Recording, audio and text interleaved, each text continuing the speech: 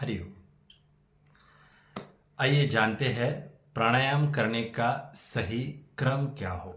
बहुत सारे साधकों को प्राणायाम पता होते हैं, योगासनों का भी पता होता है, लेकिन सीक्वेंस में क्या करें और कैसे करें इन चीज़ों की जानकारी का अभाव होता है। बहुत सारे लोग पूछते हैं कि सर पहले कौन सा प्राणायाम करना चाहिए, बाद में कौन सा प्राणायाम करना चाहिए।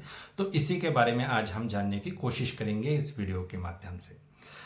तो सबसे पहले आप अगर 1 घंटे का आपका पूरा शेड्यूल है साधना करने का, योग की साधना करने का, तो शुरू में आप सूर्य नमस्कार का अभ्यास करें।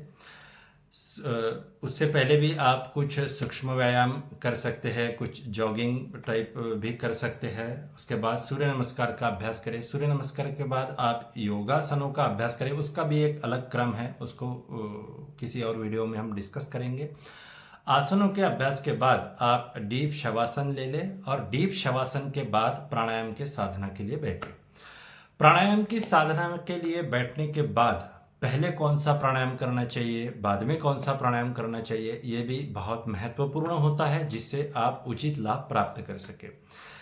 अगर सबसे पहले आप प्राणायाम कर रहे हैं तो कोशिश करिए कि अगर आप कपालभाति क्रिया के अभ्यासक है, डेली अभ्यास करते हैं कपालभाति क्रिया का, तो शुरू में कपालभाति क्रिया का अभ्यास कर लीजिए जितना भी यथा समय आपको उचित हो।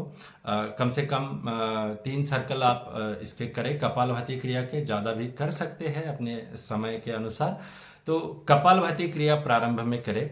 कपालभाति क्रिया कुछ लोग नहीं करते हैं या पता नहीं होता है कैसे करना है, तो प्राणायाम में शुरू में आप अनुलोम विलोम प्राणायाम कर सकते हैं, या कई जगह पर कई योग संस्थानों में फास्ट ब्रीदिंग के टाइप्स भी होते हैं। तो 6 टाइप्स है, ये इन 6 टाइप्स के बारे में भी हम किसी और वीडियो में जानेंगे।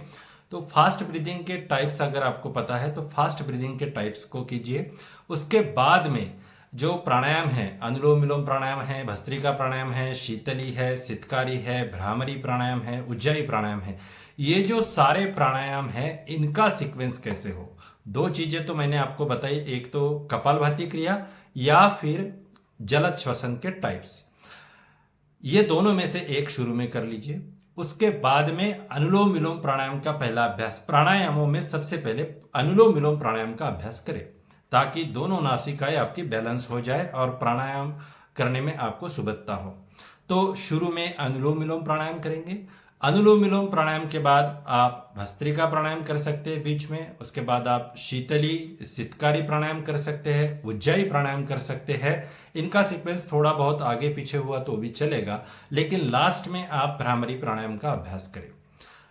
समझ में आया होगा आपको। पहले अनुलोम विलोम प्राणायाम करें, उसके बाद भस्त्रिका, शीतली, सितकारी, उज्जाई और लास्ट में भ्रामरी प्राणायाम का अभ्यास करें तो उचित लाभ आपको प्राप्त हो सकते हैं।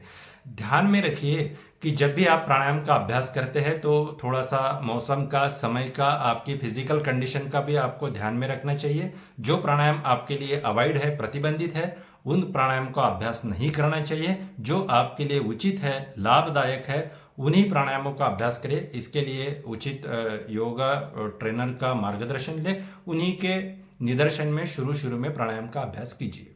उसके बाद आप अभ्यस्त होने के बाद अपनी अपनी साधना आप कर सकते हैं।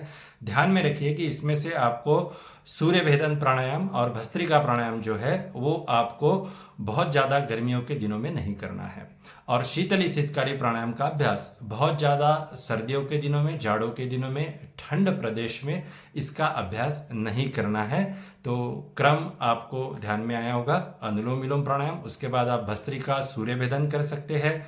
उसके बाद आप उज्जाई प्राणायाम, शीतली सितकारी प्राणायाम और लास्ट में भ्रामरी प्राणायाम का अभ्यास करें, ताकि भ्रामरी प्राणायाम के अभ्यास से आगे ध्यान में जाने की प्रोसेस जो है वो सुलभ हो जाती है।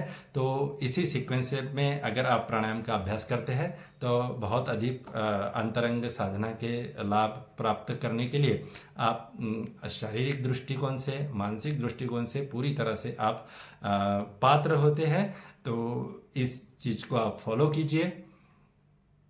हरिओम।